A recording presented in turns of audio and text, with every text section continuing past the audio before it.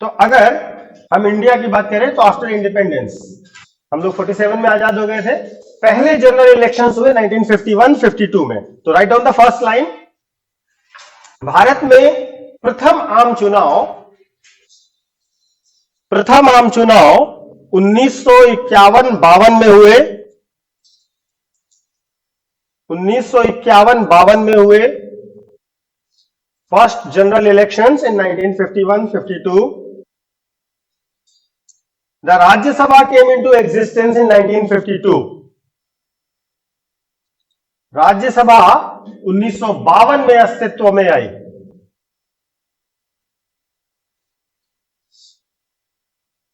तो अगर हम पार्लियामेंट की बात कर रहे हैं तो पार्लियामेंट के 3 पार्ट। पहला है प्रेसिडेंट यानी राष्ट्रपति। दूसरा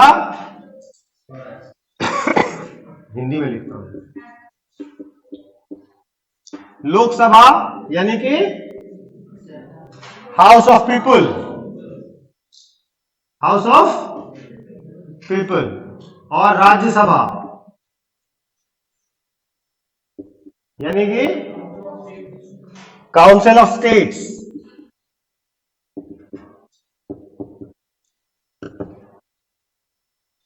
ठीक है, कौन बताएगा अमेरिका में पार्लियामेंट में इसको और इसको क्या कहते हैं?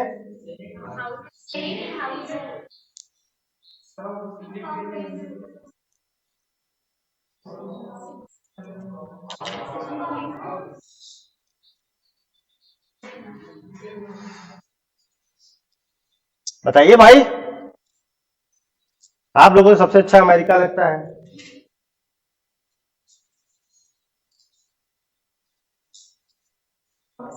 कांग्रेस कहते हैं। अमेरिका की संसद को फिर क्या कहते हैं? कांग्रेस कहते हैं। और अमेरिका का हाईएस्ट सिविलियन अवार्ड क्या है? क्वेश्चन तो नोट कर लीजिए कम से कम।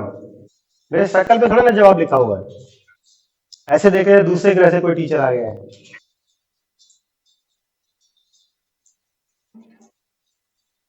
कांग्रेस सॉरी अमेरिका का, पाकिस्तान का,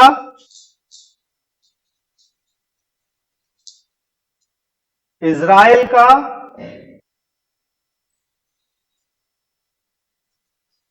क्या कह रहे हैं?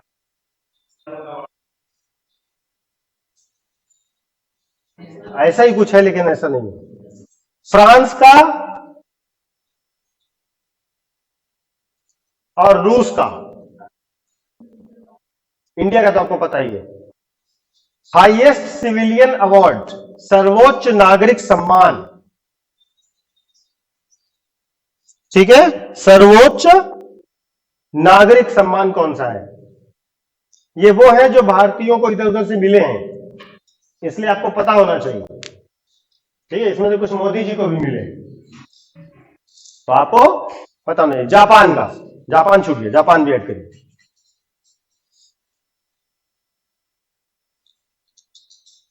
ठीक है,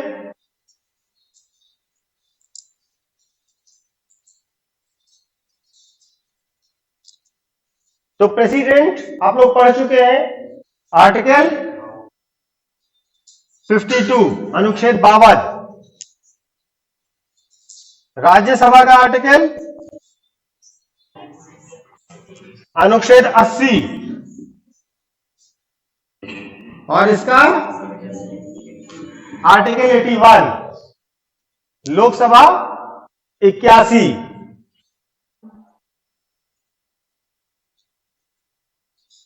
ठीक है,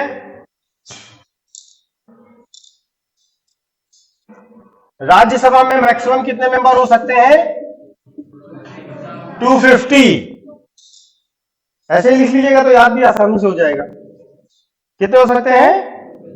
250, जिसमें से 238 प्लस 12। 238 कैसे आएंगे? वाया इनडायरेक्ट इलेक्शन, यानी कि अप्रत्यक्ष चुनाव के द्वारा आएंगे,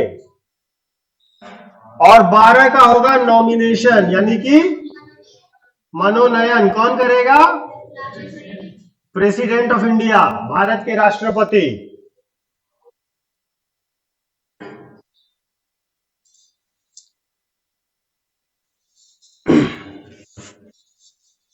लिख ले रही हो ना? लोकसभा में टोटल 552 मेंबर होंगे, जिसमें से 530 20 और 2 530 आएंगे स्टेट से डायरेक्ट इलेक्शन के द्वारा, 20 आएंगे यूनियन टेरिटरी से यानी कि संघ शासित राज्यों से डायरेक्ट इलेक्शन के द्वारा, और 2 होंगे एंग्लो इंडियन जो मनोनीत किए जाएंगे। लिख तो लो भाई, ठीक है। ये मैक्सिमम हो सकते हैं, ठीक है। अधिकतम 552 सदस्य हो सकते हैं।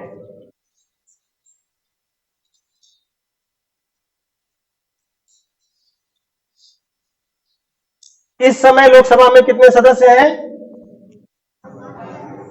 541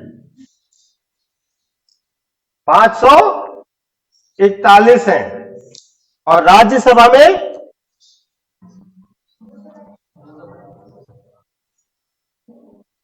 245।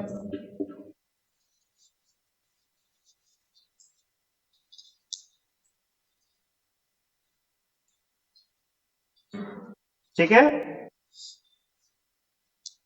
ये 541 में से तो 541 आपने लिखा है, 530 स्टेट से आ रहे हैं, 13 आ रहे हैं यूनियन टेरिटरी से सॉरी, और 2 जो है वो नॉमिनेटेड होने चाहिए, जो अब नहीं होंगे। ठीक है, अभी हम लोकसभा डिटेल से लिखवाएंगे, तब आपको लिखवाएंगे कैसे खत्म हुआ, कब खत्म हुआ, लेकिन अब ये नहीं होंगे। ठीक है, यानी कि वर्तमान में कितने बचेंगे? गड़बड़ हो रहा है क्या? 520 होगा, 520। ठीक है, अब अटेंड करिएगा राज्यसभा, इंग्लिश में council of states. Rajya Sabha, council of states.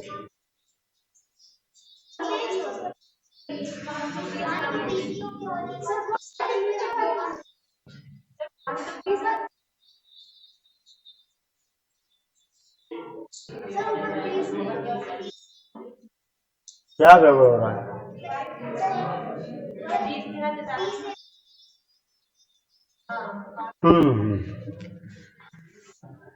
सही तो लिखा है, गड़बड़वा देते। ठीक है, सीसेट वाले सर को बुलाना पड़ेगा। ठीक है, अब लिखिए राज्यसभा। राज्यसभा की चर्चा करें। Rajya Sabha is the upper house, Rajya Sabha उच्च सदन है।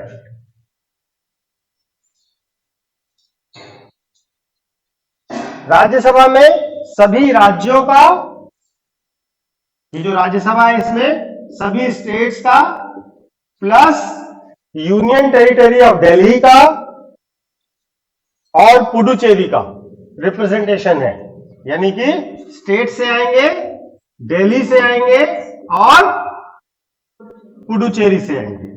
ये राज्यसभा के मेंबर्स यहां से आएंगे।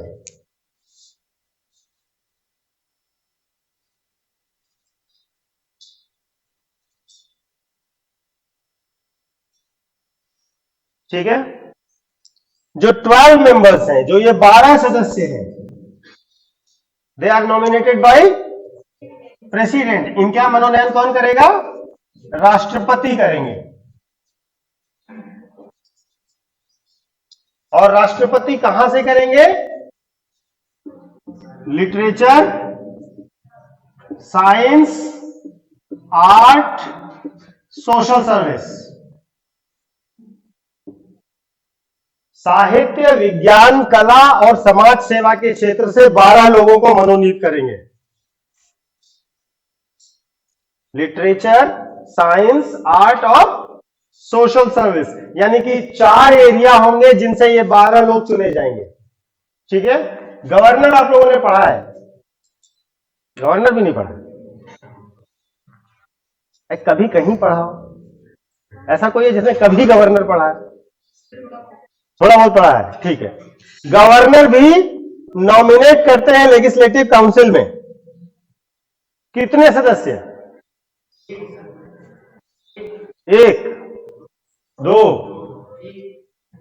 मैं लेजिस्लेटिव काउंसिल यानी विधान परिषद पूछ रहा हूं, विधानसभा नहीं पूछ रहा। 1, 2, 3, 4।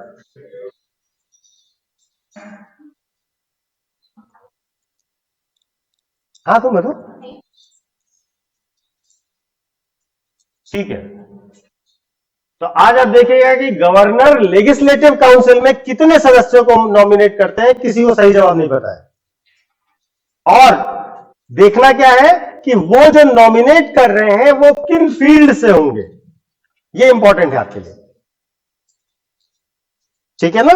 वो फील्ड जैसे मैंने यहां पर बताया, साहित्य, विज्ञान, कला और समाज सेवा, वैसे ही वहां पर फील्ड भी लिखे हुए हैं कि किन किन एरिया से वो लोग होने चाहिए, कितने लोग और किन किन एरिया से।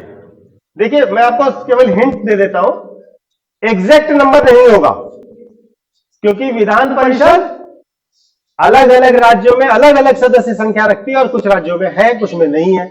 तो एग्जैक्ट नंबर तो दिया ही नहीं गया है। ठीक है। वो रेशियो परसेंटेज में होगा कुछ 1/2, 1/3, 1/4, 1/5, 1/6, 1/12। अब हिंट मैंने देने का ना, जवाब देने नहीं कहा था मैंने, है ना। फिर भी गलत ही होगा, लेकिन आप ये समझ लीजिए, ये इंपॉर्टेंट है। ठीक है।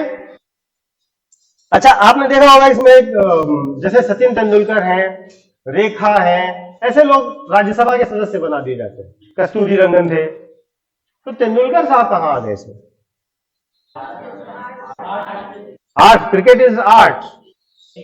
सच में कौन सा आर्ट है? मॉडर्न आर्ट है कि क्लासिकल आर्ट है? पिकासो ने बनाया था। अरे तो ऐसे तो पढ़ना भी बैठ के एक कला है, सोना भी एक कला है, तो तुमको सोने के लिए भारत रत्न दे दिया जाए। सोना भी तो एक कला है ना। बिल्कुल एक कला है। कुछ लोग बैठे बैठे सो जाते हैं, कुछ लोग खड़े खड़े सो जाते हैं, ये भी एक आर्ट है, इसमें भी प्रोफिशिएंसी चाहिए। अच्छा वैसे व्हाट इज आर्ट? कला कहते किसको है?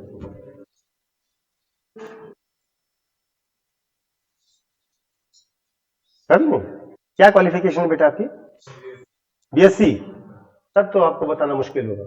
ह्यूमैनिटीज वाले बता सकते हैं, वो कलाकार वही लोग होते हैं। साइंस वाले कलाकार नहीं होते, है ना।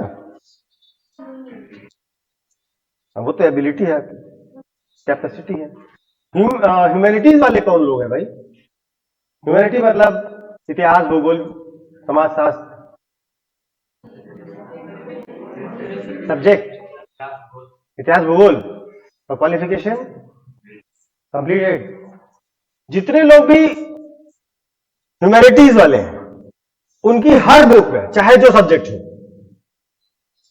अब ये मत कहिएगा हम कोई सब्जेक्ट नहीं पढ़े, ठीक है।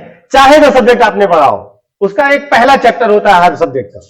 उस पहले सब्जेक्ट के पहले चैप्टर में ये लिखा होता है समाजशास्त्र कला है कि विज्ञान है, प्रबंधन कला है कि विज्ञान है, इतिहास कला है कि विज्ञान है, भूगोल कला है कि विज्ञान है, प्रशासन कला है कि विज्ञान है। जो पढ़ते हैं सब एक कला है या विज्ञान है, एक क्वेश्चन होता है, एक टॉपिक होता है सब में। अब पहला चैप्टर पढ़ते ही नहीं है तो कोई सब्जेक्ट नहीं। बीएससी वाले तुमसे हमने कहा कुछ कहा ही, साइंस वाले आ ही गए, बहुत बड़ी बात है। ये क्वेश्चन सब होता है कि नहीं होता है? हाँ या तो बोलो, होता है ना। और उसका जवाब ये होता है कि ये कला है, पहले प्रूव करना होता है, फिर प्रूव करना होता है ये विज्ञान है, फिर प्रूव करते हैं दोनों है, फिर प्रूव करते हैं कुछ नहीं है ना। पूरा पढ़ लिखने के बाद कुछ होता नहीं उससे है। तो आपके साथ ही छोड़ देता हूं उसको मैं, आप जानिए। अब आप लोग कलाकार हैं इतने बड़े, खुद ही नहीं कुछ बता रहे हैं। पढ़ा है, सबने ग्रेजुएशन किया है, कम से कम फर्स्ट ईयर तो पढ़ाई है ना, कोई यहाँ पे नहीं जो हाई स्कूल पढ़ के आ रहा है। वैसे हाई स्कूल और इंटर की बुक में भी मिलेगा ये। आप इंटर में सोशियोलॉजी पढ़ेंगे तो इंटर की सोशियोलॉजी का पहला चैप्टर यही होगा। ठीक, जब भी सब्जेक्ट को इंट्रोड्यूस किया जाएगा तो ये बताया जाएगा ये साइंस है कि आर्ट है। ठीक, तो ये हो गया आपका वो ग्राउंड जिस पर हम राज्यसभा में सदस्यों को क्या करते हैं। गुड, नेक्स्ट पॉइंट लिखेगा, राज्यसभा के सदस्यों का कार्यकाल 6 वर्ष होता है। कार्यकाल 6 वर्ष होता है, और जहां तक संभव हो 1/3 सदस्य प्रत्येक 2 वर्ष में सेवानिवृत्त होते हैं।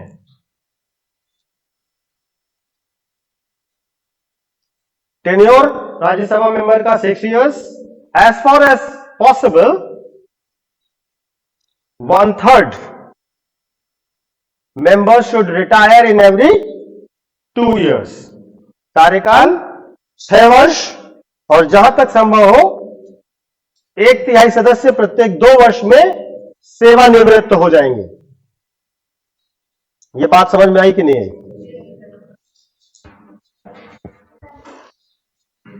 कंफ्यूजन बताओ।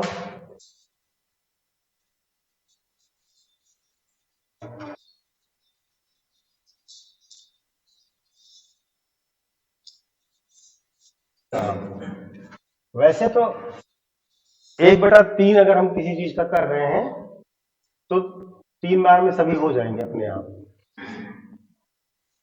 अगर मतलब सिंपल मैथमेटिक्स की बात की जाए, है ना। एक बार में 1/3 किया, अगली बार में 1/3 किया, अगली बार में 1/3 किया, तो पूरा तो हो गया ना। तो ऐसा नहीं है कि पकड़ के जबरदस्ती करना पड़ेगा। अब वैसे भी कुर्सी कोई छोड़ना नहीं चाहता। हाँ,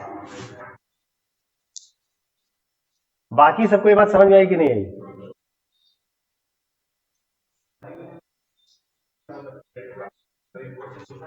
पहले में क्या किया गया था?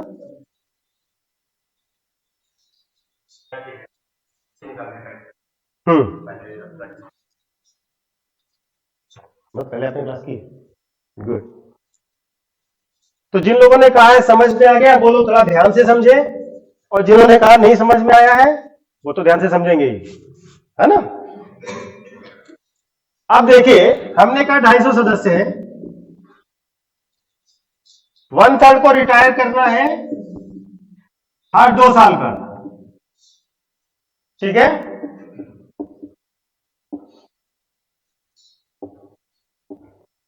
यही तो कह रहे हैं। कैसे डिसाइड होगा कि ये 1/3 का 6 साल पूरा हुआ? क्योंकि एक का कार्यकाल 6 साल तो पूरा होता है ना। क्वेश्चन समझ में आया कि नहीं आया? अगर आप 1/3 को 2 साल के बाद कर देंगे तो उसका तो 2 ही साल का कार्यकाल हुआ, और बाकी जो कवच है उसका क्या, जिनका तो 4 ही साल का कार्यकाल हुआ। केवल मतलब आप केवल 1/3 को ही तो 6 साल का कार्यकाल दे रहे हैं, अगर आप ऐसे रिटायर कर रहे हैं। क्वेश्चन समझ गए ना? हाँ, तो इसलिए जब मैंने पूछा कि आपको समझ में आ गया, तो अरे यार तुम कौन सबसे ज्यादा ढूंढते रहते हैं, तुम कहां चले जाते? एक तो मुश्किल होती है कि अभ्युदय में क्लास लगे, है ना। उसके बाद मुश्किल होता है कि मेरी क्लास लगे और तो आओ। तुम्हारे सिवा मैं पूरी क्लास में किसी का इंतजार नहीं करता।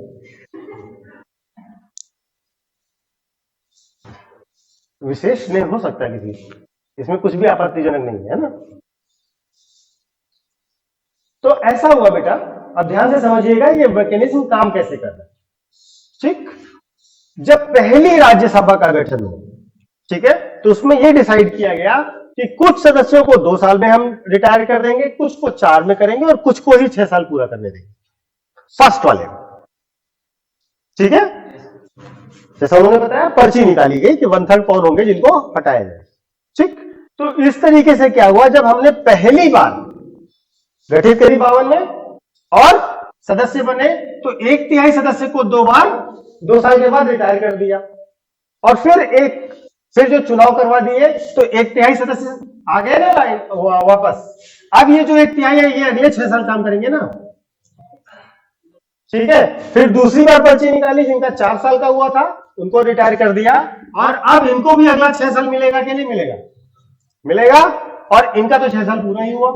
अब इसके बाद जब इनके चुनाव होंगे तो इनको आगे के 6 साल मिल जाएंगे। लेकिन अब हमको जब आगे रिटायर करना पड़ेगा, अब इस आदमी को देखिए, इस पहले वाले को, ठीक है, 2 साल, 4 साल, 6 साल। अब इसको जब रिटायर करना तो इसका 6 साल पूरा हो जाएगा। अब अगले 1/3 जो भी रिटायर होंगे उन सबका 6 साल पूरा होता जाएगा। प्रॉब्लम केवल पहली बार में थी, ठीक है। ये बात क्लियर हुई सबको कि नहीं क्लियर हुई? ठीक है, तुमको भी हम रिटायर करके तब समझाएंगे, है ना। हमने जब एक बार चीजों को मैनेज कर लिया तो अब इनका अगली बार जब 6 साल पूरा होगा तभी तक तो अगला 1/3 का रिटायर करने का टाइम आएगा, और इनका 2 साल प्लस 2 साल तब तक पूरा हो जाएगा। समझ गए? और इसी तरीके से इनका अगले 4 साल वो मिल जाएंगे और 2 साल ये मिल जाएंगे, 6 साल इनका भी पूरा हो जाएगा। यानी कि फर्स्ट वाले टर्म में केवल 2/3 लोगों को साथ ऐसा हुआ जिनको टर्म से पहले रिटायर करना पड़ा। ठीक, 1/3 ने कार्यकाल अपना पहले वाले में भी पूरा किया।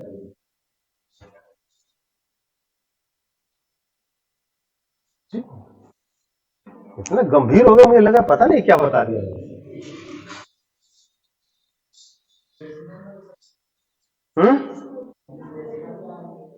डेसिमल में काहे आएंगे यार? आदमी कहीं डेसिमल में आता है? तुम कहोगे आधा सदस्य तुम 3 साल पूरा करो, आधा तुम डेसिमल लो। ठीक है, तो जब पर्सन की काउंटिंग होती है तो हम आगे पीछे कर रहे, पूरा आदमी ही रहेगा तो पूरा आदमी चाहिए। इसीलिए क्या लिखा गया? As far as possible. ये टर्म मैंने लिखवाया है, जहां तक संभव हो, है ना। किसी का गला काट के उसका आधा मेंबर नहीं बनाएंगे, ठीक है। जो राज्यसभा है उसके चेयरमैन जो होते हैं वो एक्स ऑफिसियो चेयरमैन होता है, इसमें वाइस प्रेसिडेंट। तो लिखिएगा vice president is ex officio chairman of Rajya Sabha. उपराष्ट्रपति राज्यसभा के पदेन अध्यक्ष होंगे। पदेन यानी एक्स ऑफिशियो, इसका मतलब मैंने आपको समझाया है, फिर से समझाऊंगा। पदेन यानी एक्स ऑफिशियो का मतलब है आपको कोई पोस्ट सिर्फ इसलिए मिल जाएगी क्योंकि आपके पास पहले से कोई पोस्ट है। प्राइम मिनिस्टर है तो आप नीति आयोग के एक्स ऑफिशियो चेयरमैन बन जाएंगे, है ना। मतलब नीति आयोग के चेयरमैन की कोई और क्वालिफिकेशन नहीं है। तो जो एडिशनल पोस्ट आपको किसी एक पोस्ट के कारण मिलती है, उस पोस्ट के लिए हम टर्म क्या इस्तेमाल करेंगे?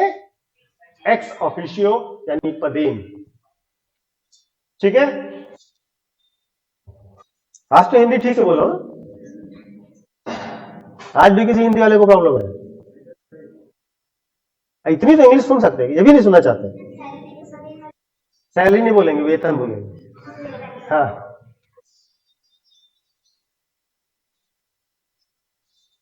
यार ये क्वेश्चन किसी बच्चे ने मुझसे पूछा था एक दिन, बच्ची ने पूछा था। तो उपराष्ट्रपति को, नहीं तुमने नहीं पूछा था, 2-3 लोगों ने पूछा था, उपराष्ट्रपति को वेतन उपराष्ट्रपति का मिलता है कि राज्यसभा के सभापति का मिलता है?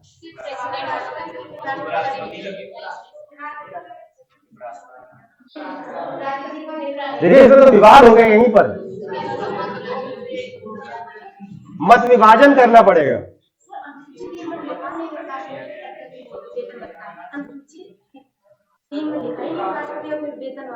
शाबाश, ये टेक्निकल बच्चा है। हाँ, तो कितने लोग कह रहे हैं उपराष्ट्रपति को उपराष्ट्रपति का वेतन मिलेगा? 1 2 3 4, ठीक है, हम लोग वॉइस वोट से डिसाइड कर लेंगे। और कौन कह रहा है कि उसको राज्यसभा के सभापति का वेतन मिलेगा? काफी लोग, बहुमत तो इधर ही है। देखिए एज ए वाइस प्रेसिडेंट उसके पास सच में कोई काम होता ही नहीं है। उपराष्ट्रपति के पास क्या काम है? उसके पास क्या है? एक काम है, डेली सुबह उठे भगवान पास जाए, भगवान आज राष्ट्रपति निपटा दो, मैं 6 महीने के लिए तो कम से कम राष्ट्रपति रह सकता हूं। उसका कोई काम नहीं। काम क्या करता है वो? राज्यसभा का सभापति है। ठीक है ना। तो जो काम कर रहा है उसी का वेतन वो पा रहा है, लेकिन प्रधानमंत्री किस चीज का वेतन पाएगा?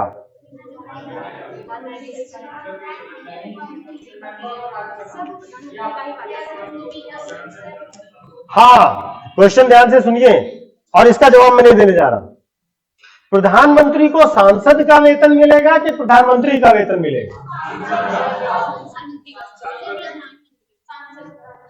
ठीक है, कल सभी लोग एक मत होकर के बताइएगा, इसमें हम वोटिंग नहीं कर रहे हैं।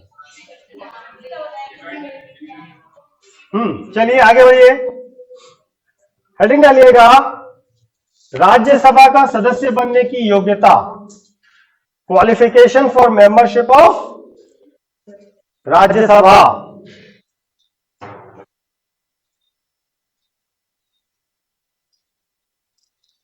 पहला सब में, अच्छा इसमें ब्रैकेट में लिखेगा आर्टिकल 84 अनुच्छेद 84।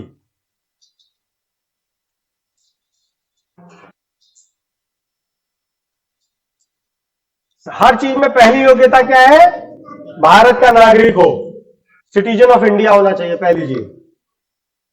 दूसरा 30 इयर्स ऑफ एज कंप्लीट कर लिया हो, 30 साल की आयु पूरी कर चुका हो।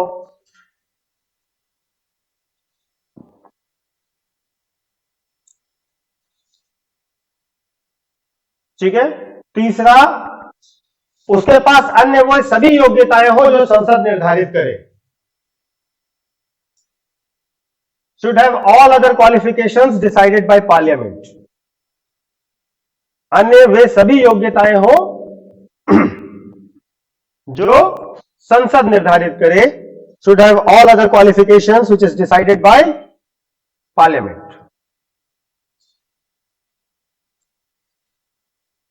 ठीक है, तो संसद समय समय पर निर्धारित करेगी कि आपको ये क्वालिफिकेशन और रखनी, वो जो भी डिसाइड करे वो सारी क्वालिफिकेशन आपको रखनी पड़ेगी।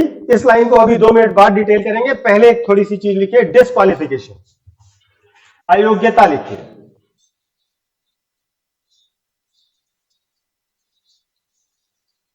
वो अयोग्य कब होगा? जब आप अयोग्यता लिख लेंगे ना, तो यही वो एडिशनल क्वालिफिकेशन है जो आपके पास होनी चाहिए। ठीक है, बात समझ में आ रही है कि नहीं? मतलब जो लास्ट लाइन तीसरी वाली लिखी थी ना, उसके अन्य सभी योग्यताएं हो, तो अभी जो हम अयोग्यता लिखने जा रहे हैं यही, इसको नहीं करना है, यही है अदर क्वालिफिकेशन। तो पहला, ऑफिस ऑफ प्रॉफिट नहीं होना चाहिए, लाभ के पद पर नहीं होना चाहिए।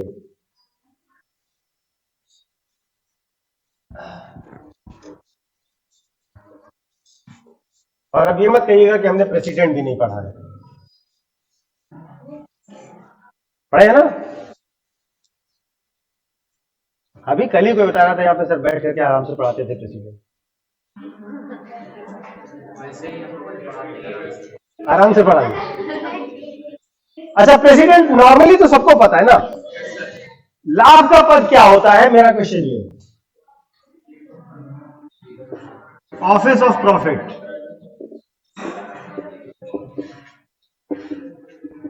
क्योंकि प्रेसिडेंट से लेकर के जितनी भी भारत में नियुक्तियां हैं उसमें एक कॉमन शर्त है कि उसे ऑफिस ऑफ प्रॉफिट पर नहीं होना चाहिए। आपको जज बनना है तो भी, सिविल सर्वेंट बनना है तो भी, मंत्री बनना है तो भी, राज्यपाल बनना है तो भी, कुछ भी बनना है तो एक कॉमन शर्त क्या है? आप लाभ के पद पर ना हो। ठीक है, तो इस शब्द का मीनिंग भी तो समझ में आना चाहिए, किस पर ना हो। एक एक बोलिए, हाँ बोलिए। सरकारी सर्विस ना करते हो, ठीक है।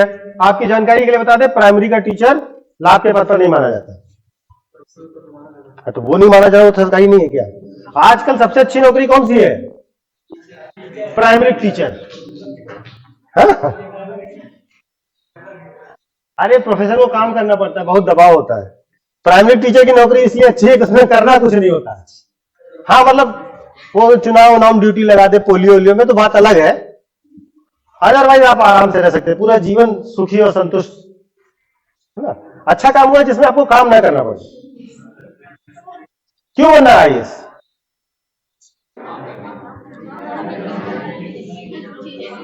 हाँ बताइए, और कौन बता रहा था ऑफिस ऑफ प्रॉफिट? इधर रुक जाओ, पहले पीछे पूछ ले भाई, कोई है लाभ के पद पर? नहीं। हाँ एक साथ दो पद पे, हाँ भी मोदी का एग्जाम्पल दिए। हाँ, गवर्नमेंट सर्विस में ही ना हो बेचारा। ठीक, प्राइवेट बिजनेस में तो जिंदा कैसे होगा यार, वो बिजनेस भी नहीं करेगा, नौकरी भी नहीं करेगा, डाका डालेगा। कौन सा? शांत हो जाए भाई। हाँ तो हेमंत सोरेन का मामला थोड़ा डिफिकल्ट है, कॉम्प्लिकेटेड है, मैं आपको समझा दूंगा।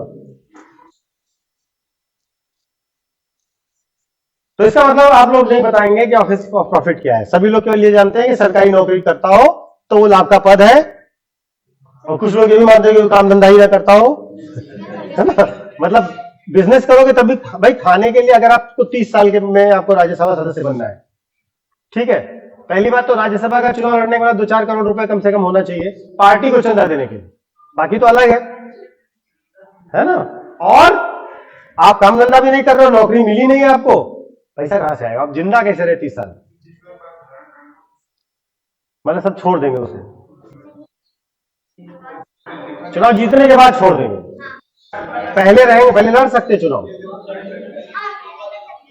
सुनिए, अब ध्यान से सुनिए, चलिए बहुत कंफ्यूजन हो गया, ध्यान से सुनिए, और जो लाइन मैं बोल रहा हूं आपको वही लाइन बोलनी है, ठीक है? ये ध्यान रखिएगा, क्योंकि ये लाइन लिखी हुई नहीं है, लेकिन यही एग्जैक्ट बात है जो आपको बोलनी है। मतलब 25 बातें बताने के अच्छा है कि आप 3 लाइन बोलिए बस। पहली लाइन, ऑफिस ऑफ प्रॉफिट कहीं भी डिफाइंड नहीं है, लाभ के पद की कोई परिभाषा नहीं है हमारे पास। तो इसका मतलब आप लोग जो दे रहे थे अपने मन से दे रहे थे, ठीक, कहीं भी परिभाषित नहीं है। दूसरी लाइन, संसद, जहां हम संसद लिख रहे हैं इसका मतलब अगर राज्य का मामला होगा तो राज्य की विधायिका, है ना। संसद समय समय पर किसी भी पद को लाभ के पद से बाहर कर सकती है। हाँ? बोल रहा हूं पहले हिंदी में, है ना। Parliament can took away any office from office of profit. संसद समय समय पर किसी भी पद को लाभ के पद के दायरे से बाहर कर सकती है, ठीक है? इतनी बात समझ में आ गई?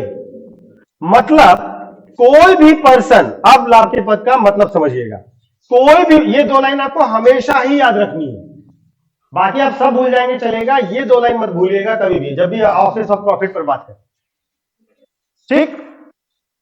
तो ऑफिस ऑफ प्रॉफिट का मतलब आसान भाषा में यह है कि कोई भी व्यक्ति जिसे सरकार की निधि से पैसा मिल रहा हो, ठीक है, सरकार के फंड में से उसको पैसा मिल रहा हो, चाहे एज अ सैलरी, चाहे as a anything, as a retention, कुछ भी, जो भी पैसा या सुविधा, मतलब आपको केवल ऑफिस दी है और कुछ नहीं दे रही है सरकार, सैलरी वगैरह नहीं दे रही, ऐसा होता है कुछ पोस्ट में, ठीक है, आपको केवल ऑफिस दे रही, तो भी वो लाभ का पद माना जाए। क्लियर हुआ? मतलब सरकार अपने फंड में से 1 रुपया भी अगर आप पे खर्च कर रही है तो आप लाभ के पद पर माने जाएंगे। लेकिन अगर पार्लियामेंट ने कानून बनाकर यह कह दिया कि ये वाला पोस्ट ऑफिस ऑफ प्रॉफिट नहीं है, तो उसको ऑफिस ऑफ प्रॉफिट नहीं माना जाएगा, भले ही सरकार उसको कितना भी दे रही। अभी समझ में आया एग्जैक्टली ऑफिस ऑफ प्रॉफिट क्या है? आपको बेटा समझ में आया? ठीक है, एग्जाम्पल मैं आपको देता हूं। सोनिया गांधी, नाम तो सुना है? सोनिया गांधी मनमोहन सिंह की सरकार में नेशनल एडवाइजरी काउंसिल की चेयरपर्सन थी। एनएसी बना था एक, राष्ट्रीय सलाहकार परिषद, उसकी चेयरपर्सन थी, उनका ऑफिशियल पोस्ट यही था, ठीक है, और वो सांसद भी थी, ठीक। तो उनकी संसद सदस्यता पर बीजेपी वालों ने ऑब्जेक्शन किया कि ये ऑफिस ऑफ प्रॉफिट होल्ड कर रही है, क्योंकि एडवाइजरी काउंसिल के चेयरपर्सन को गवर्नमेंट से खर्चे दिए जा रहे थे, ठीक है। तो उस पोस्ट को ऑफिस ऑफ प्रॉफिट मान लिया गया, ठीक है, और सोनिया गांधी को संसद सदस्यता से इस्तीफा देना पड़ा। बात समझ में आई? उसके बाद सरकार ने कानून बनाया कि नेशनल एडवाइजरी काउंसिल का चेयरपर्सन ऑफिस ऑफ प्रॉफिट नहीं माना जाएगा। तो फिर जब दोबारा वो बनी तो बनी रही, क्योंकि अब वो ऑफिस ऑफ प्रॉफिट नहीं। बात समझ में आई कि नहीं आई? हमारे देश में एक बहुत महान राष्ट्रपति हुए हैं, एपीजे कलाम। ठीक है, कलाम साहब सब लोग पसंद करते हैं, आप लोग भी पसंद करते होंगे मेरे ख्याल, है ना? कलाम साहब राष्ट्रपति थे, उनका कार्यकाल खत्म हो रहा था और कहा जा रहा था कि वो दोबारा उनको ही बनाया जाए, क्योंकि वो बहुत अच्छे राष्ट्रपति थे, उनका कार्यकाल बहुत शानदार रहा। ठीक है, इसी बीच में ये सोनिया गांधी वाला मामला हुआ। ठीक है, गवर्नमेंट ने कानून पास करके राष्ट्रपति के पास साइन करने के लिए भेजा, ऑफिस ऑफ प्रॉफिट बिल, कि इस पद को ऑफिस ऑफ प्रॉफिट से बाहर कर दिया जाए, तुमको इस्तीफा नहीं देना पड़ेगा। कलाम साहब ने कहा मैं इस पर साइन तभी करूंगा जब ये आज की डेट से लागू होगा, बैक डेट से साइन नहीं करूंगा। ठीक है, अगर वो बैक डेट से इसको लागू करने के लिए साइन कर देते तो वो ऑफिस ऑफ प्रॉफिट से पहले ही बाहर हो जाती। उन्होंने कहा मैं अब से करूंगा। ठीक है, और आपने पढ़ा है फंडामेंटल राइट में कि आपको उस अपराध की सजा मिलेगी जो अपराध करते समय जो कानून लागू था। याद आया? तो अगर वो आज की डेट से लागू हो रहा है तो अपराध तो पुरानी डेट पे हो चुका है, और उस समय जो कानून लागू था उसकी सजा मिल जाएगी। याद आया? तो इस वजह से क्या हुआ, कलाम साहब दोबारा राष्ट्रपति नहीं बन रहे, केवल इस एक चीज के कारण। ठीक है ना, क्योंकि राजमाता का अपमान नहीं सहेगा हिंदुस्तान, है ना? नहीं सह सकते ना। सोनिया गांधी का अपमान क्या मजाक है क्या? ठीक है, तो कलाम साहब को बाकी पार्टियां तो पसंद कर रही थी, तो कलाम साहब का सिर्फ इतना कहना था कि अगर आम सहमति से मुझे दोबारा आप बनाएंगे तभी मैं लड़ूंगा, मैं चुनाव नहीं लड़ूंगा, सब लोग सहमति दे तो बनूंगा। कांग्रेस ने कहा सहमति तो हम देने से रहे, तो राष्ट्रपति बनने से रहे। ठीक है ना, तो ये था पूरा ऑफिस ऑफ प्रॉफिट का मामला जो आपके दिमाग में होना चाहिए। दूसरा ऑफिस ऑफ प्रॉफिट का मामला हुआ था केजरीवाल गवर्नमेंट में। केजरीवाल ने बहुत सारे विधायकों को अलग अलग ऑफिस और पोस्ट दे दी थी। ठीक है, इस पर ऑफिस ऑफ प्रॉफिट का मामला बना था। हेमंत सोरेन का आपने नाम लिया। हेमंत सोरेन एक कंपनी में डायरेक्टर के तौर पर भी लाभ ले रहे हैं, तो आप एज अ सीएम होने के साथ साथ आप कंपनी में नहीं हो सकते। ये ऑफिस ऑफ प्रॉफिट का मामला, समझ गए? क्या क्या रह गया ये तो बताओ, मैंने इंग्लिश में बोल तो दिया था।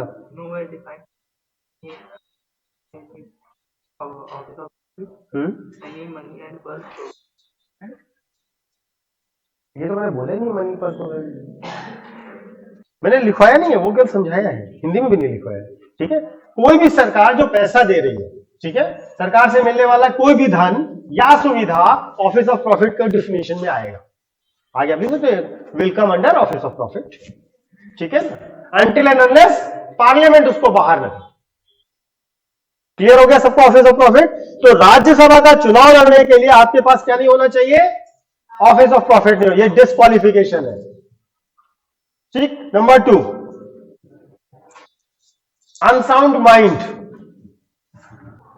प्यार से बोलेंगे पागल, है ना, मतलब वो पागल ना हो।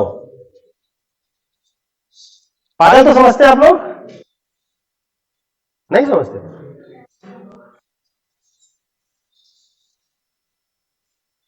तीसरी डिस्क्वालिफिकेशन है इंसॉल्वेंसी, दिवालियापन। दिवालिया, जब पागल दिवाली में खेलता है तो उसको दिवालिया कहते हैं।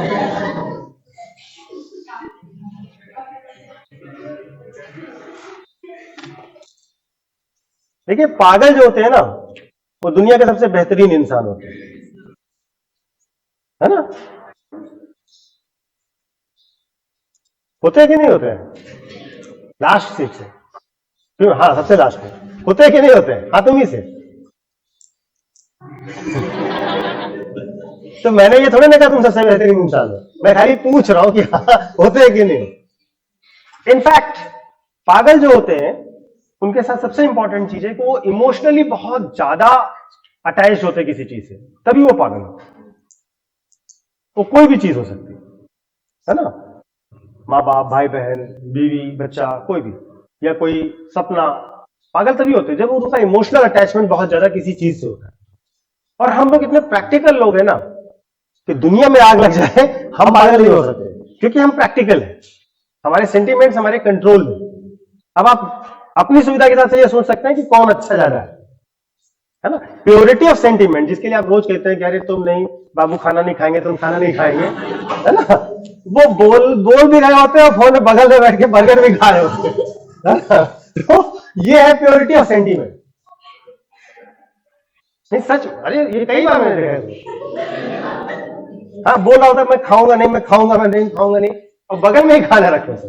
तो होते हैं इमोशनली लोग ऐसे होते हैं। हम लोग बहुत प्रैक्टिकल लोग, है ना, प्लान ए के साथ plan B, plan C, plan D सब तैयार रखते हैं। तो ये हुआ। और दिवालिया क्या होता है, सुन लो, मतलब इतना ज्यादा अटैच हो गए पागलपन से बोल नहीं लगे। दिवालिया क्या होता है, इंसॉल्वेंट।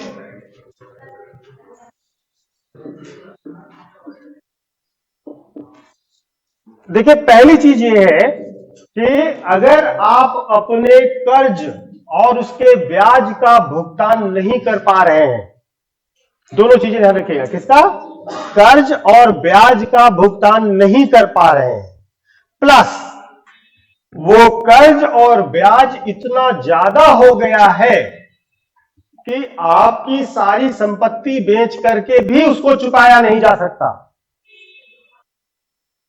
दोनों बातें समझ में आई। अब आप कोर्ट जाएंगे और कोर्ट से कहेंगे कि मुझको इंसॉल्वेंट घोषित कर दिया जाए, मुझे दिवालिया घोषित कर दिया जाए, ठीक है। फिर कोर्ट सारी चीजों की जांच करेगा और आपको इंसॉल्वेंट घोषित कर देगा, दिवालिया घोषित कर देगा। दिवालिया घोषित होने के तुरंत बाद आपके पास जो कुछ भी संपत्तियां हैं वो जब्त हो जाएंगी, उन्हें बेच के जितना चुकेगा उतना चुका दिया जाएगा, लेकिन आपसे कोई कर्जा वापस मांगने नहीं आएगा। ठीक, समझ गया या नहीं समझ गया। तो आप देखते होंगे बड़ी बड़ी कंपनियां दिवालिया हो जाती है ना। अब पता चला आप 50,000 रुपए लिए उसमें दिवालिया हुए जा रहे हो, कोई फायदा नहीं। आप 50,000 करोड़ रुपए का ऋण लीजिए, उस पैसे को कहीं और इन्वेस्ट कर दीजिए, अपने नाम कोई संपत्ति मत रखिए और कोर्ट से कहिए मेरे पास कुछ है।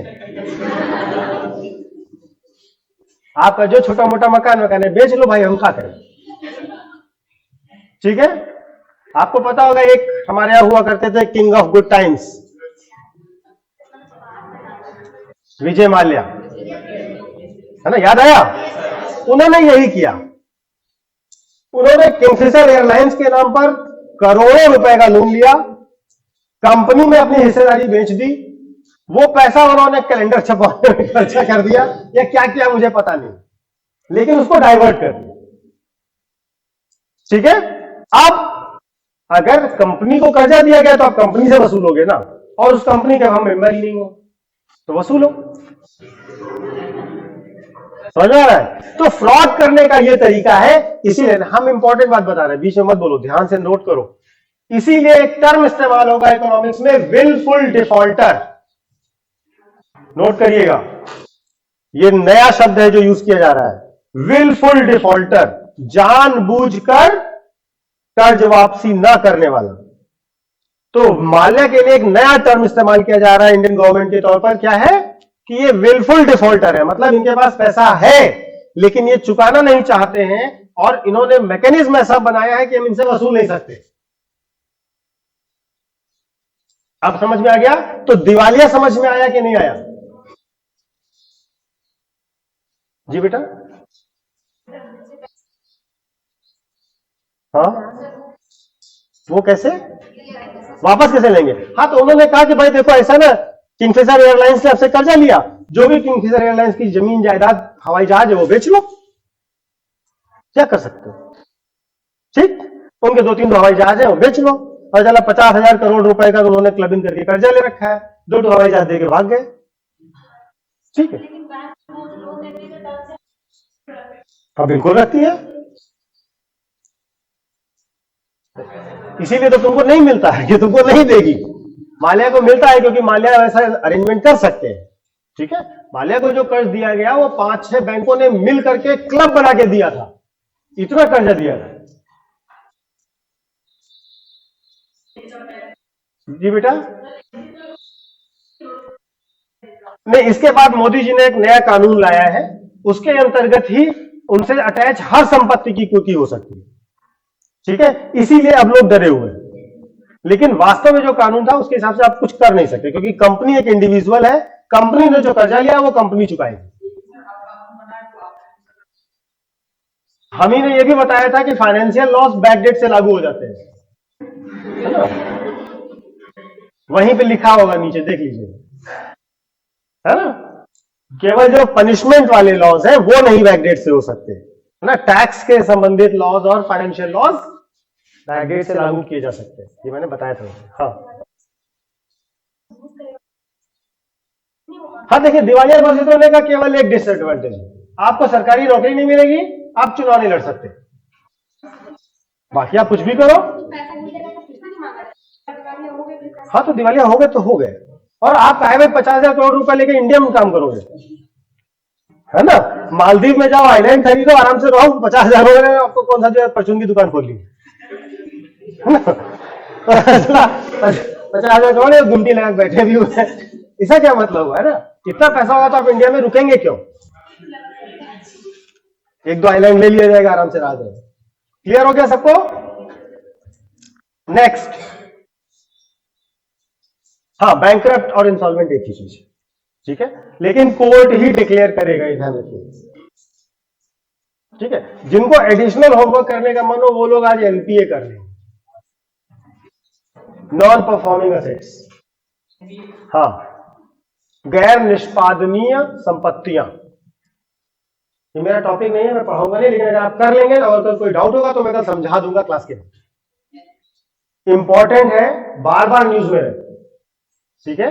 नॉन परफॉर्मिंग असेट्स, गैर निष्पादनीय संपत्तियां, एनपीए। बैंक का एनपीए बढ़ रहा है, बैंक का एनपीए बढ़ रहा है, सुना होगा ना आप लोगों ने। होता क्या चीज है, किसी को भी एनपीए कब कहेंगे ये आपको जो है पता होना चाहिए, और एनपीए की कौन कौन सी संपत्तियां होती हैं, सब चीजें पता होनी चाहिए।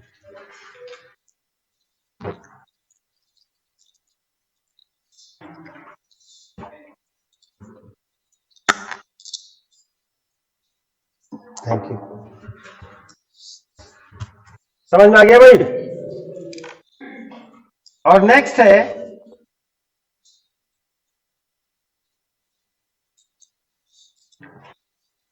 if he is not disqualified by any law, if he is not disqualified by any law, यदि उसे किसी विधि द्वारा या किसी कानून द्वारा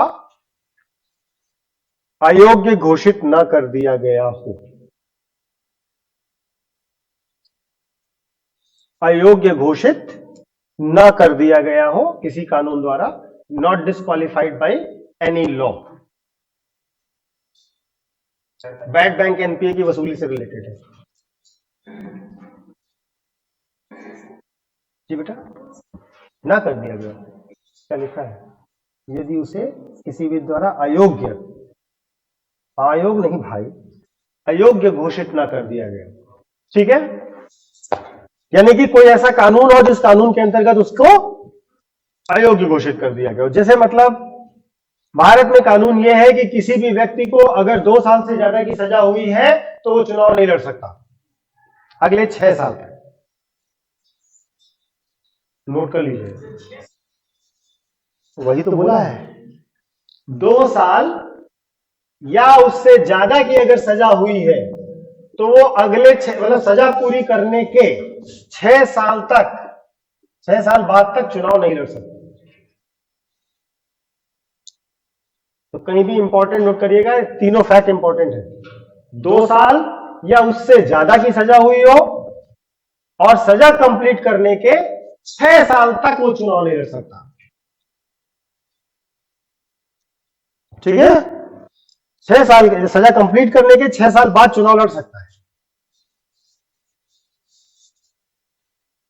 ठीक है ना। इसीलिए लालू जी चुनाव नहीं लड़ पाए थे, याद करिए, ठीक है ना, क्योंकि उनको 2 साल से ज्यादा की सजा जबरदस्ती दे दी गई थी, उसमें कम सजा दी जा सकती थी, लेकिन 2 साल से ज्यादा देना जरूरी था। हाँ, रामपुर में भी यही हुआ, जबरदस्ती आजम खान को सजा दी गई और 2 साल से ज्यादा की दी गई। नॉर्मली वैसे केस में वार्निंग तक देके छोड़ा है, लेकिन उनको जो है 2 साल से ज्यादा की सजा देनी थी। क्यों? क्योंकि आप चुनाव ही नहीं लड़ सकते। समझ गया ना? अब अगले 6 साल नहीं लड़ पाएंगे तो 6 साल बाद वैसे ही, 6 साल का मतलब 2 चुनाव, है ना? अगले 6 साल नहीं लड़ सकते मतलब आप 2 चुनाव लड़ सकते। मतलब अगर सही बात कही जाए तो 10 साल बाद आप चुनाव लड़ेंगे,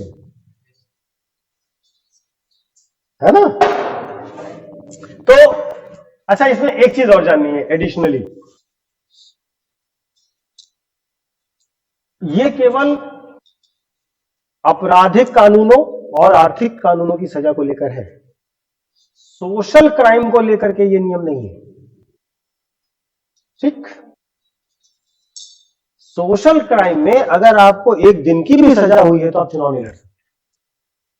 सोशल क्राइम मतलब महिलाओं और दलितों को लेकर किया गया अपराध। ठीक है, अगर महिला ने कर दिया मुकदमा तो इस देश में आपको भगवान भी नहीं बचा सकते। मतलब जेल तो जाना ही पड़ेगा, जेल की रोटी खाना ही पड़ेगा। ठीक है ना? और नॉर्मली तो आपको 6 महीने से पहले जमानत तक नहीं मिलेगी। ठीक, नहीं इतना लिखने की जरूरत नहीं कि जमानत नहीं मिलेगी, चलेगा, है ना? नहीं बेटा, बहुत इंपॉर्टेंट है जानना। तो इसलिए मोदी जी क्या कहते हैं? उचित दूरी बहुत जरूरी है ना?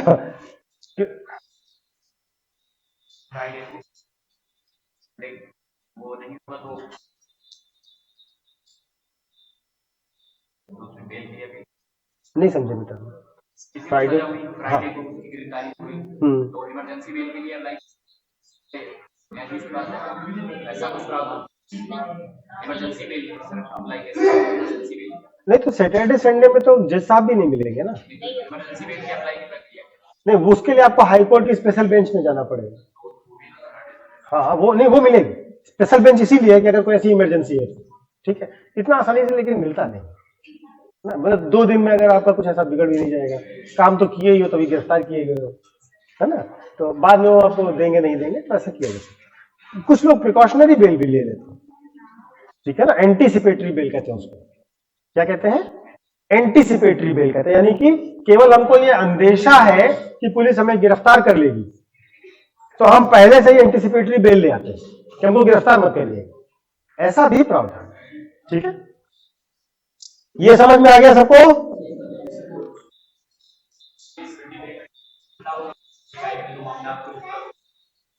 हाँ, वो बताया जाएगा कि मतलब नहीं, वो पुलिस को एक मिनट देता, किसी से बोल रहा है, मैं जवाब दे रहा हूं, सर के पास एक ही मुंह है, काश 10 होते तो मैं भी जोर से हंसता, है ना? तो एंटीसिपेटरी बेल आपको पुलिस को गाइड करेगी कि इनको आप गिरफ्तार नहीं करेंगे, आपके पास जो बेल है, तो उस मामले में आपको गिरफ्तार नहीं किया जाएगा। ठीक है, और अगर पुलिस को करना तो जाके पहले एंटीसिपेटरी बेल को खारिज करवाएगी। मिलेगी एंटीसिपेटरी बेल कि नहीं, ये भी तो एक बड़ी बात है ना। हाँ, अब बोलो बेटा क्या ना, और कभी भी नौकरी भी नहीं मिलेगी। ठीक है, इसीलिए मैंने आपसे बोला भाई जी ध्यान रखिएगा, आपकी सुरक्षा आपके हाथ में, क्योंकि पॉलिटी पढ़ने के बाद हमको कम से कम अपनी सुरक्षा का तो जानकारी होना ही चाहिए, है ना? इस मामले में भारत में तो जो कानून है उसके हिसाब से अगर आप किसी महिला की तरफ कुछ सेकंड से ज्यादा देख लेते हैं तो वो भी छेड़खानी का मामला बनता है, सच में। तो इसलिए देखें भी तो टेढ़ा देखें। नहीं, बहुत ही जटिल है, बहुत ही कठोर है। ठीक है ना? और महिलाओं के क्राइम के संबंध में और सोशल क्राइम के संबंध में, नहीं ध्यान से सुनिए, मैं आपको राइट्स बता रहा हूं। सोशल क्राइम के संबंध में और बाकी क्राइम के संबंध में एक बहुत बड़ा अंतर है। ठीक है, जैसे मान लीजिए आपने इनको गोली मार दी, ठीक, तो अब आप पर मुकदमा चलेगा, पुलिस या सरकार ये साबित करेगी कि आपने गोली मारी, आप साबित करेंगे कि आप निर्दोष हैं। यही तो होता है मुकदमे में। अगर किसी महिला ने आपके ऊपर मुकदमा किया है तो यह मान लिया जाएगा कि आप दोषी हैं, अब आप साबित करिए कि आप निर्दोष हैं। दोनों में अंतर समझ में आया? उसमें सरकार यह साबित नहीं करेगी कि आपने किया है, यह है कि आपने किया है। अब आप अपने आप को निर्दोष साबित करिए। तो अगर महिला कह रही है कि आपने आपको 32 सेकंड से ज्यादा घूरा है, तो आप साबित करिए कि नहीं घूरा है। कर सकते हैं तो जेल जाइए, ठीक है। इसी प्रकार अगर किसी दलित व्यक्ति ने यह बोल दिया कि इन्होंने मुझे दलित जाति सूचक शब्द बोला है, नहीं, ये इंपॉर्टेंट अधिकार है और ये सब दुरुपयोग होता है, इसलिए आपको पता होना चाहिए, ठीक है ना। अगर किसी ने कहा कि वो हमारे साथ हजरतगंज चौराहे पे हमारे साथ टहल रहे थे, हमको दलित जाति सूचक शब्द प्रयोग किया, आप साबित करिए कि आपने नहीं किया। कैसे करेंगे? दो लोग थे, एक कह रहा बोले, आप खाली यही तो कह सकते हो नहीं बोले, साबित कैसे करेंगे नहीं बोले? जेल जाएंगे।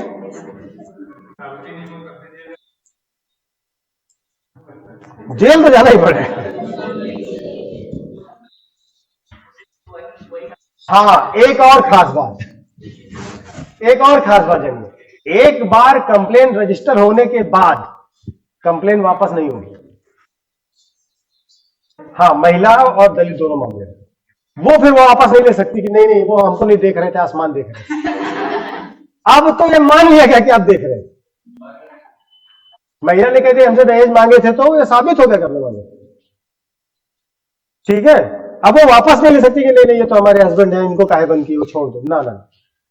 अब अगर वो ये कहने जाएंगे कि गलत कंप्लेंट हो गई, तो ये माना जाएगा कि आपने दबाव बनाया है। हाँ तो इसलिए आप लोग क्लियर है ना? नहीं, चुपचाप दूर रहो, है ना। जेल जाने की जरूरत ही क्यों पड़े, है ना। काहे आप मैसेज कर रहे हो बार बार? भाई मत करो मैसेज। हाँ बोलो।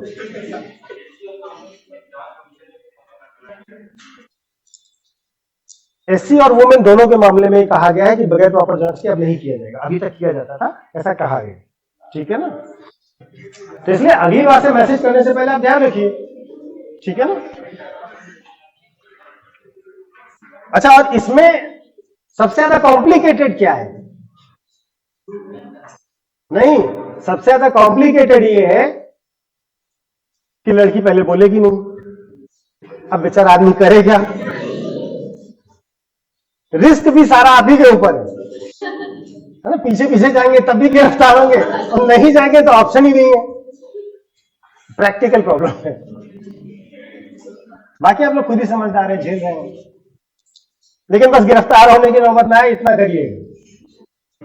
जैसे कुछ गड़बड़ लगे दीदी उदी बोल करके मामला रफा दफा कर लीजिए, क्योंकि बचा कोई नहीं पाएगा, ठीक। अब लिखिएगा शपथ, oath.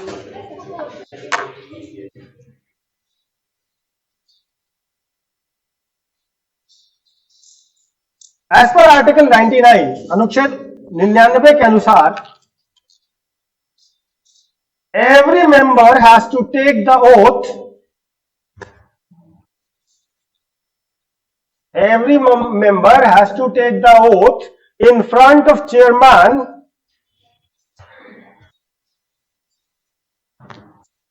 before taking his seat. 99 के अनुसार प्रत्येक सदस्य पद ग्रहण से पूर्व अध्यक्ष के समक्ष शपथ लेगा।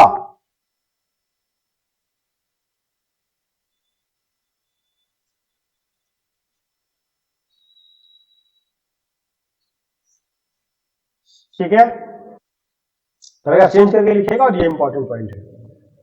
2003 में जन प्रतिनिधित्व अधिनियम 1951, जन प्रतिनिधित्व अधिनियम 1951 में संशोधन करके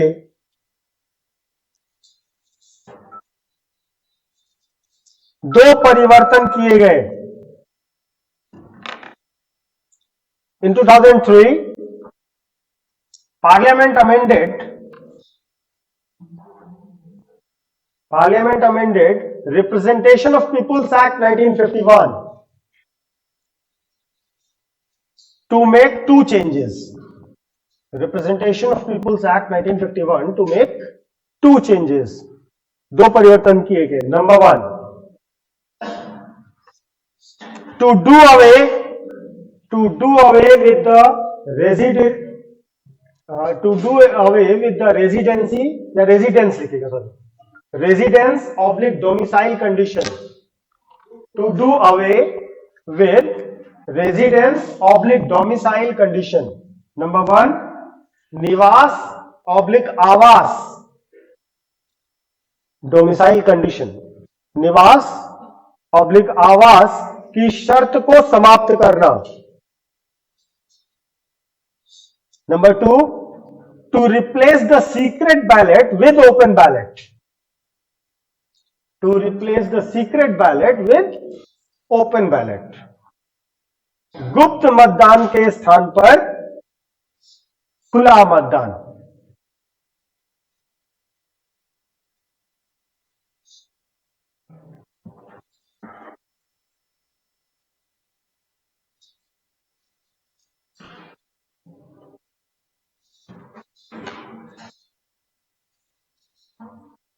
ठीक है, इन दोनों का मतलब समझ में आ रहा है? पहला बात क्या कह रहे हैं कि रेजिडेंस वाली कंडीशन को खत्म करना है। मतलब पहले ये था कि आप जिस राज्य से राज्यसभा का चुनाव लड़ेंगे वहां से आपको वहां का निवासी होना चाहिए। ठीक है, मान लीजिए कि आप यूपी से चुनाव लड़ना चाहते हैं राज्यसभा का, क्योंकि लोकसभा में तो कॉन्स्टिट्यूएंसी होती है, राज्यसभा में विधायक वोट डालते हैं। ठीक है, तो पहले शर्त ये थी कि आपको उस प्रदेश का मूल निवासी होना चाहिए अगर आप राज्यसभा चुनाव लड़ना चाहते हैं। 2003 में इसको चेंज कर दिया गया और कहा गया कि ऐसी कोई जरूरत नहीं। दूसरा कंडीशन ये कहा गया कि क्या था, गुप्त मतदान के स्थान पर खुला मतदान। देखिए पहले क्या होता था कि देखिए इस चुनाव में होता क्या है, इस चुनाव में मान लीजिए कि आपने कैंडिडेट खड़ा किया, इसको वोट कौन डालेगा? विधानसभा के सदस्य। ठीक, और विधानसभा के सदस्य जो वोट डालेंगे, अगर वो गुप्त मतदान है तो इसमें परचेज और सेल होता रहेगा, हॉर्स ट्रेडिंग जिसको कहते हैं, विधायक खरीदे बेचे जाएंगे ना। क्लियर? तो उस चीज को खत्म करने के लिए कहा गया कि अब ये ओपन बैलेट होगा। ओपन बैलेट का मतलब ये है कि जो भी विधानसभा सदस्य वोट डालेगा वो अपनी पार्टी के अध्यक्ष या नॉमिनेटेड पर्सन को ये दिखाएगा कि उसने किसको वोट दिया, उसके बाद जाकर के वोट डालेगा। ठीक, बात समझ में आ गई? तो अभी ओपन बैलेट से होता है, उसके बाद भी लोग खरीद लेते हैं। हाँ, सपा में सफेद सफेद। हाँ, तो दिखा के हम दूसरे डाल रहे, क्या कर लेंगे भाई? हम आपने कहा दिखा के डालो, हमने कहा हम दिखा के डाल रहे, लो अब क्या करोगे?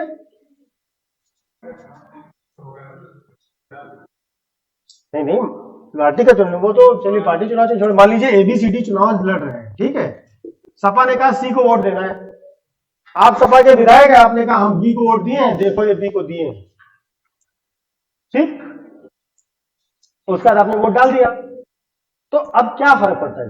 अब केवल ये हो सकता है कि सपा ये कहे कि इन्होंने हमारा दल बदल कर लिया है, इनकी सदस्यता समाप्त कर दी जाए, केवल आप यही तो कर सकते हैं। वोट इनवैलिड नहीं होगा।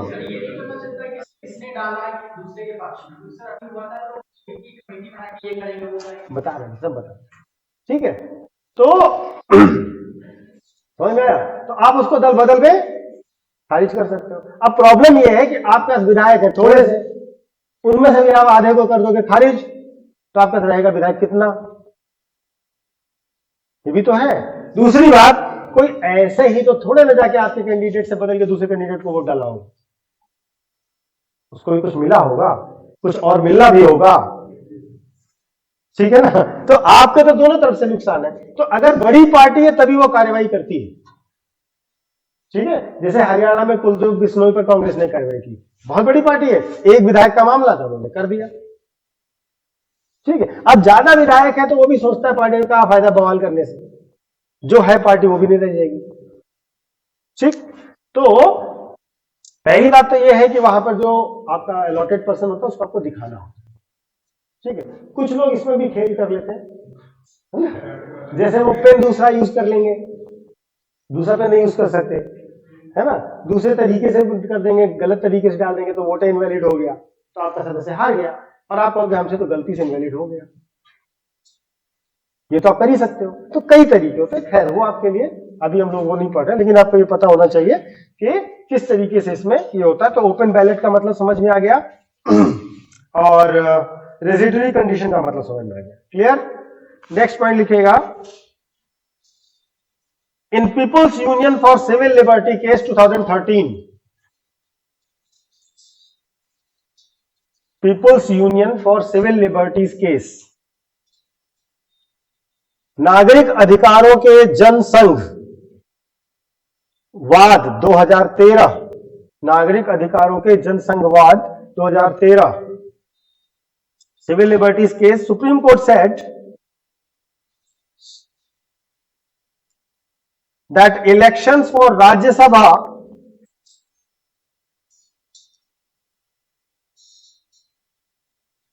should have नोटा बटन, ठीक है। में उच्चतम न्यायालय ने कहा कि राज्यसभा के चुनावों में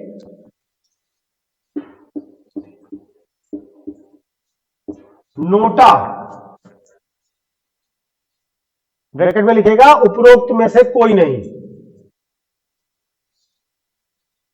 की सुविधा होनी चाहिए। नोटा तो आप लोग जानते होंगे, कितने लोग वोट डाले हैं कभी? कितने लोग डाले हैं? बाकी लोग इस देश के नागरिक नहीं है क्या? अभी 15 साल के ही हैं, ठीक, गुड। कितने वोट डाले? तो तुम्हारे कारण ही तो योगी सरकार बना घूम रहे हैं ना, तुमने भी डाला है तो तुम्हारे कारण भी घूम रहे हैं, ठीक, वेरी गुड। कल रघुराम राजन ने कहा है अगला साल बहुत खराब होने वाला है। रघुराम राजन का नाम सुने ना?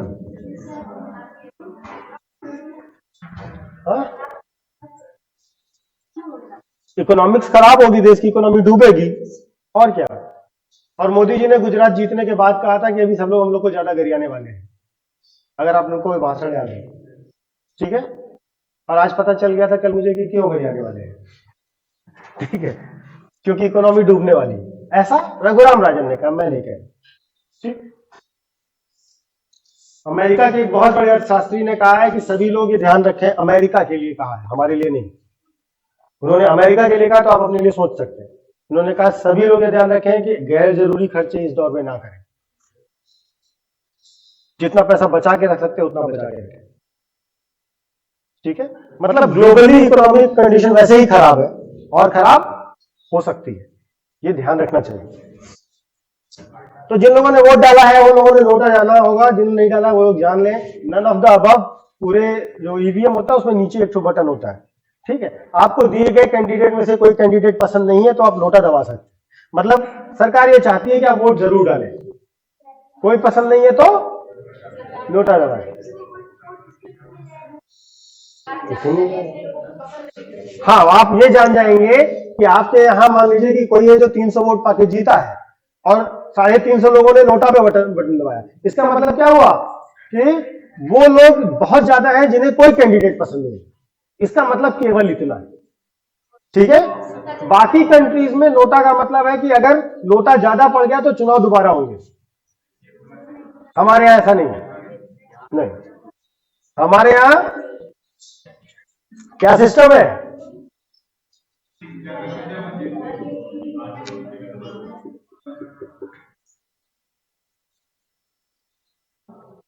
First pass the post system है, ठीक है। चलिए आगे लिखिएगा, but in 2018 supreme court reversed it's decision. लेकिन 2018 में उच्चतम न्यायालय ने अपना निर्णय बदल दिया, पलट दिया।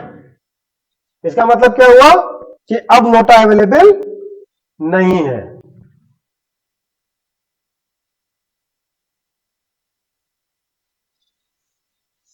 क्लियर हो गया?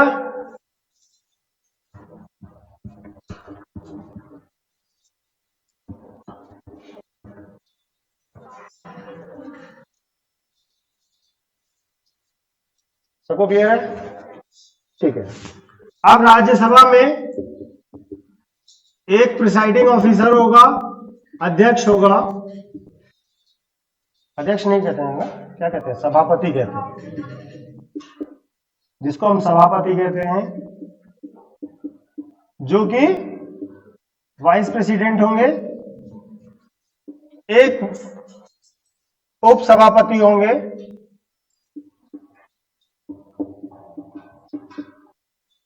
डेप्यूटी चेयरमैन होंगे, और इनका होगा इलेक्शन। इलेक्शन यानी चुनाव होगा कहां से? मेंबर्स में से, सदस्यों में से। तो जितने राज्यसभा सदस्य होंगे वो चुनाव करेंगे किसका? उप सभापति का। सभापति तो उपराष्ट्रपति है, ठीक है, नोट कर लिया? कर लीजिए भाई, ठीक है। मेंबर्स, मेंबर्स मतलब राज्यसभा के मेंबर्स अपना वाइस चेयरमैन चुनेंगे, ठीक। इन रियलिटी राज्यसभा का कार्यक्रम जो भी चल रहा है वो सब यही देखता है। वाइस प्रेसिडेंट कभी कभी आते हैं, ठीक है। इसके सिवा एक पैनल ऑफ चेयरपर्सन भी होता है, ठीक है ना। एक पैनल बनाया जाता है, एक लोगों का समूह बनाया जाता है, ठीक। जब ये दोनों नहीं होते तो वो लोग उस बैठक की अध्यक्षता करते हैं। तो कभी कभी आपने हाउस में देखा होगा कोई अजीब साथी बैठा हुआ है जो अध्यक्ष भी नहीं, उपाध्यक्ष भी नहीं, तो उस पैनल से किसी को भी बना दे, है ना। तो 5-7 लोगों को चुन लेते हैं, उन्हें जब कोई नहीं होगा तो उनको बुला के बैठेंगे, क्योंकि बिना अध्यक्ष की कोई मीटिंग नहीं हो सकती। तो एक पैनल भी बनाया जाता है, ठीक है। समझ में आ गई बात? अब एक इंपॉर्टेंट पॉइंट नोट करिएगा। Since 1967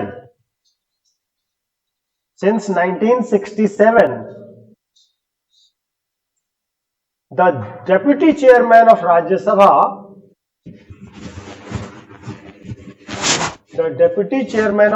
Sabha, is generally from opposition party.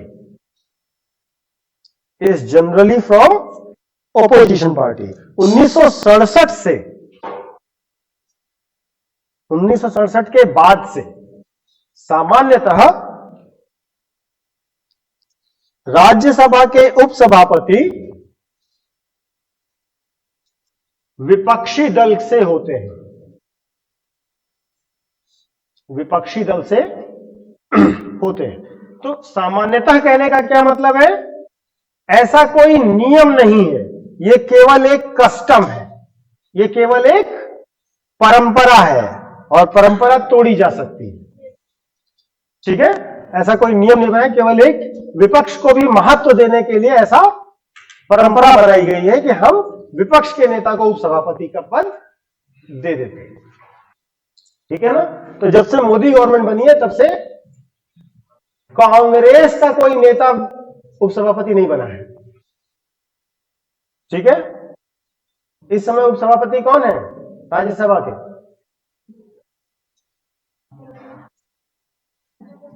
क्या जग्गी वसुदेव? कौन है भाई?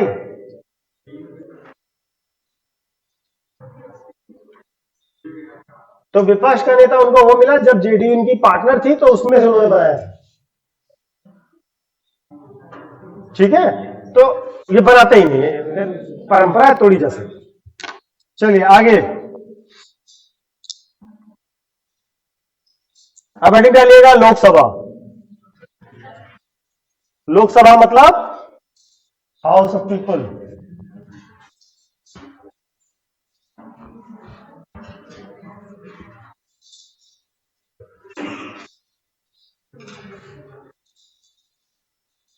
ब्रिटेन में House of Lords and House of Commons कहते हैं, है ना। हमारे यहां उसी की लाइन पर राज्यसभा और लोकसभा बनेगी। तो Lok Sabha,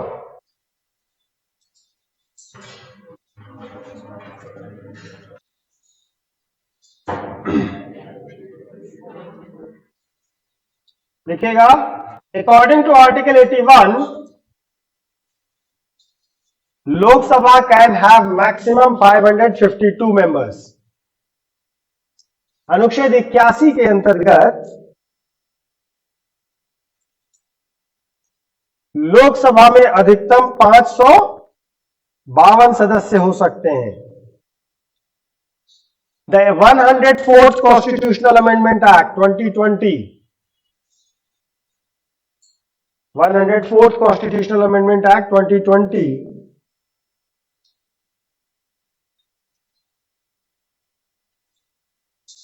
abolished the provision of nomination of 2 Anglo-Indian members. Abolished the provision of nomination of 2 Anglo-Indian members. ठीक है, हिंदी में लिखिएगा 104वें संविधान संशोधन अधिनियम 2020, 104वें संविधान संशोधन अधिनियम 2020 के अंतर्गत लोकसभा में आंग्ल भारतीय समुदाय के 2 सदस्यों का मनोनयन समाप्त कर दिया गया।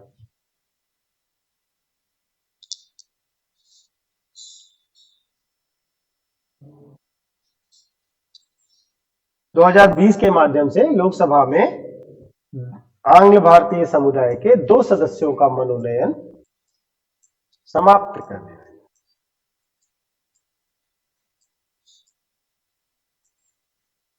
ठीक है, अब हेडिंग डालिएगा प्रिसाइडिंग ऑफिसर लोकसभा अध्यक्ष।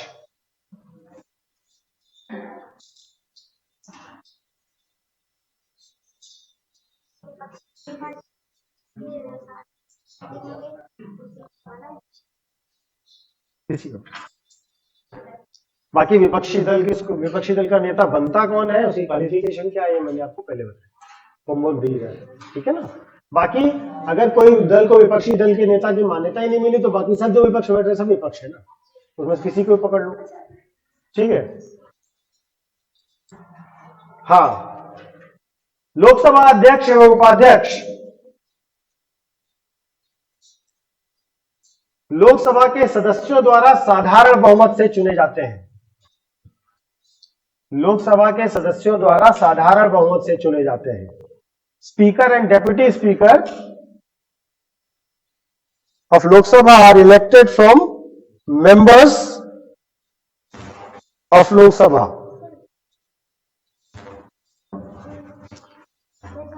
Bye simple majority. हाँ,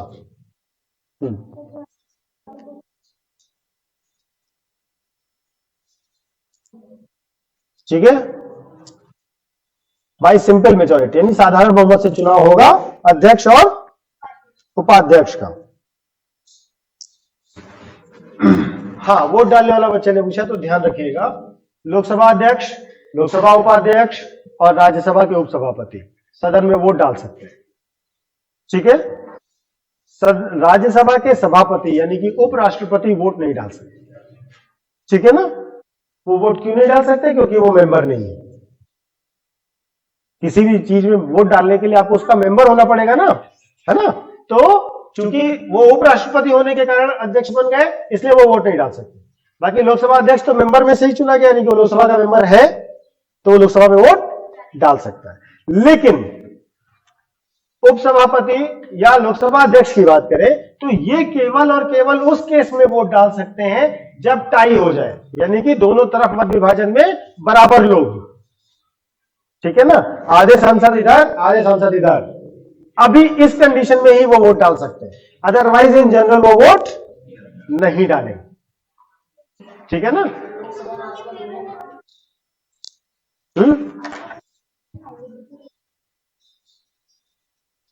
हाँ, तो जाहिर सी बात इसीलिए प्रावधान किया गया है ना। यहां तक क्लियर हो गया? कहाँ टाइम हो गया? अभी एक लाइन बतानी है मुझे, बताने के बाद ही टाइम लगेगा। हाँ, अभी मेरा पहले हो जाने दीजिए, फिर आगे बढ़ें। अब देखिए कार्यकाल की बात करते हैं।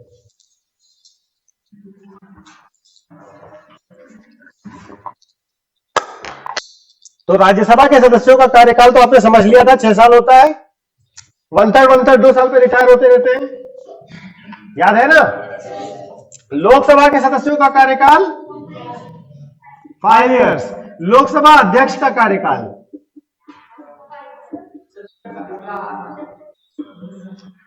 लोकसभा के स्पीकर का कार्यकाल, देखिए लोकसभा के स्पीकर का कार्यकाल फिक्स नहीं है, ठीक है। जिस दिन से वो अपना पद संभालेगा उस दिन से लेकर जब तक अगला अध्यक्ष चुन के नहीं आ जाएगा तब तक वो अपने पोस्ट पर बना रहेगा। क्लियर हुआ? यानी कि लोकसभा अध्यक्ष अगले लोकसभा अध्यक्ष के आने तक, यानी कि अगली संसद के गठन तक अपने पद पर बना रहेगा। इतनी बात क्लियर हुई कि नहीं? यह समझने के लिए आपको एक शब्द और समझना है, प्रोटेम स्पीकर, अंतरिम अध्यक्ष।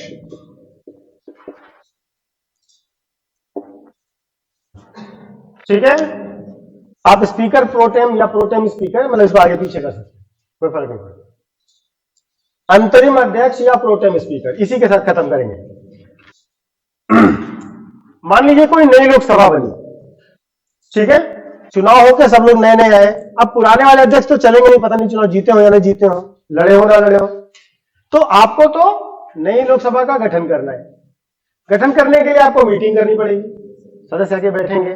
तो जब आप मीटिंग करेंगे तो सबसे पहले आप अपने लिए अध्यक्ष चुनेंगे, ठीक है ना। लेकिन उसके पहले क्या होगा, अध्यक्ष चुनने के लिए भी तो मीटिंग करनी पड़ेगी, है ना। जब तक अध्यक्ष का चुनाव नहीं होगा अध्यक्ष आएगा कहां से? लेकिन चुनने के लिए आपको मीटिंग करनी पड़ेगी, बिना अध्यक्ष के कोई मीटिंग हो नहीं सकती। तो ये एक फ्रेंच प्रैक्टिस है जिसमें क्या किया जाता है, जो सीनियर मोस्ट मेंबर होता है उसको प्रोटेम स्पीकर बना दिया जाता है, अंतरिम अध्यक्ष बना दिया। ठीक है, कोई भी मीटिंग हो रही है तो उसमें जो सबसे वरिष्ठ सदस्य है उसको आप स्पीकर प्रोटेम बना दीजिए। उसका काम क्या होगा? उसका काम होगा अगले अध्यक्ष का चुनाव करवाना। जैसे ही अगले अध्यक्ष का चुनाव होगा ये अपनी जगह जाके वापस बैठ जाएगा। ये बात समझ में आ गई कि नहीं आ गई? ठीक है, तो जब भी नई विधानसभा बनेगी या जब भी नई लोकसभा बनेगी तो आप इस टर्म पे ध्यान दीजिएगा कि किसको प्रोटेम स्पीकर बनाया गया। क्या तो हटा, वो तब तो उपाध्यक्ष है ही हमारे पास। अध्यक्ष मरेगा तो उपाध्यक्ष, वो भी मर गया तो फाइनल, और सभी मर गए तो तुम हो। ठीक, समझ गया क्या नहीं? स्पीकर प्रोटेम का कॉन्सेप्ट समझ में आया? तो हर नई लोकसभा में, हर नए इलेक्शन के बाद स्पीकर प्रोटेम का पहले चुनाव होगा, और स्पीकर प्रोटेम की जिम्मेदारी क्या है? To conduct election of speaker. और स्पीकर का इलेक्शन करवाने के लिए पहले जो लोग चुन के उनको मेंबर बनाना पड़ेगा ना, तो पहले मेंबर की शपथ होगी फिर चुनाव होगा। तो ये दो काम करें। सबको क्लियर है? सीनियर मोस्ट को बनाया जाता है, लेकिन जरूरी नहीं है कि सीनियर होगा। जैसे मान लीजिए मोदी जी ने कमलनाथ को बनाया, तो भूले ना रहे, इसमें काम तो कर रहे हैं, पावर की कोई